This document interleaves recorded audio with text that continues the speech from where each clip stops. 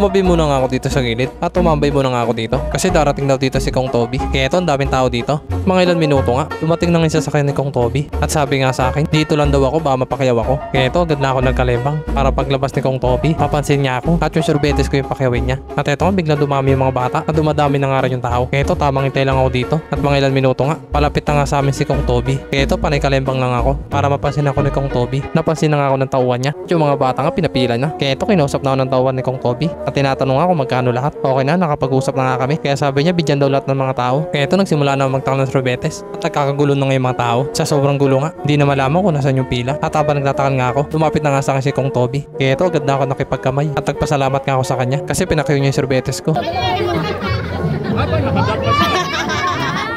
Nagulat nga si Kong Toby kasi hindi niya alam nakablog na pala siya at natutuwa nga siya kasi kahit doon silpitero nagbablog na. Nakipagkamay nga ulit ako kay Kong Toby kasi alis na siya. Kaya ito, tuloy-tuloy na ulit ako sa pagtatakal ng sorbetes.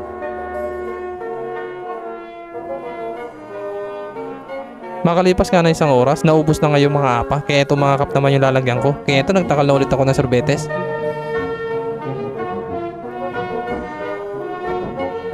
Makalipas nga ulit na isang oras, okay na, naubos na nga yung sorbetes ko. Kaya ito, inaayos ko na yung mga gamit ko. Yung naayos ko na nga, umalis na rin agad ako dito. Hey, yo, shout out please.